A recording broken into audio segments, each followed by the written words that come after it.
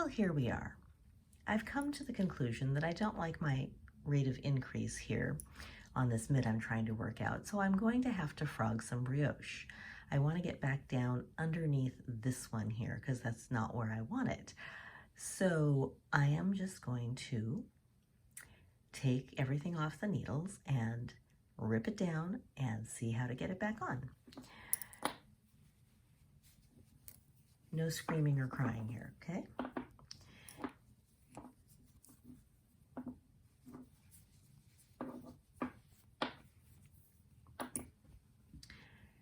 So if I'm going to do this, I am going to actually rip both colors at the same time. Let me catch this one up to the other one. Okay, so here we go, around and around.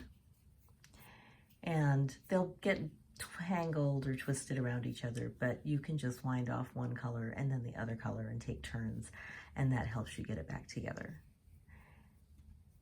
These don't want to be together, do they? Well, let's just catch up. There we go. So now they're together again, and I'm not quite down underneath that one yet, but I'm getting there. I think it's easiest to put it back on if you're on a plain round. Okay, catch up, catch up. And I'm gonna be kind of close to the beginning of the round. It doesn't really matter. I have quite a pile next to me. We'll deal with that later. Okay.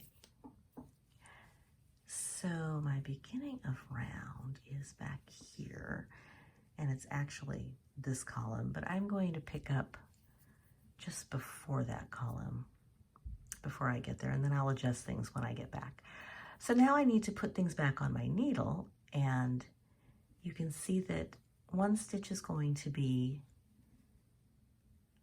a plain pearl, and the other one is going to be the brioche stitch with its wrap. And my wrap fell down, but I just picked it back up. And that's all there is to it. We're just picking back up as we go around. So there's my plain pearl. Here is my brioche knit stitch with a wrap. I'm taking the yarn out of it.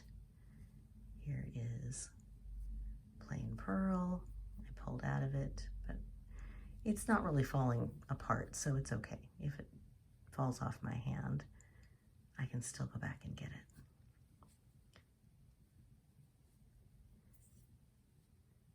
So it sounds really scary to frog brioche, but it's not so bad. You just have to take it slowly and put things back one stitch at a time. And this is how I frog regular knitting too. I rip down to about a row or round above where I want to be, and then I tink that last row or round out one stitch at a time while putting things back on my needle. I'm going to guess I'm about halfway around, so I'm going to pick up another one of these flexi flip needles. I like these flexi flips. It's like working with double pointed needles, but you carry everything on 2 needles, and because they flex in the middle, you only need that third one, not 4 needles or 5 needles, in order to get around the circle. They have a sharp point, not very sharp, and then a really dull point, and you can decide what you like working with better. For knitting and picking things up, I like the pointier end, so that's why I'm flipping it around that way.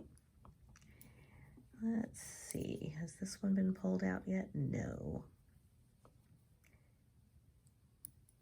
So there's my, whoops, I missed, but getting it back. So just like when you're making the brioche knitting, every other stitch has a wrap. And I happen to be in a place where it is the light ones that have the dark wrap. And the pearl stitches are just plain pearl.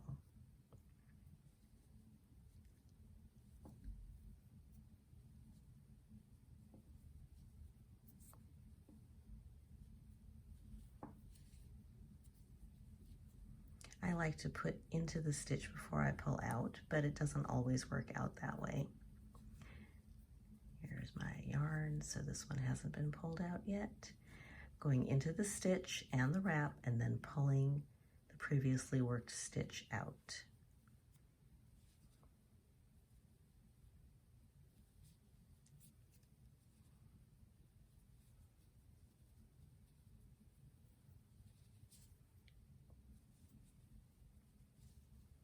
Let's see, where am I? There's my light yarn. And I just picked up a dark one, so I know I'm picking up the light stitch.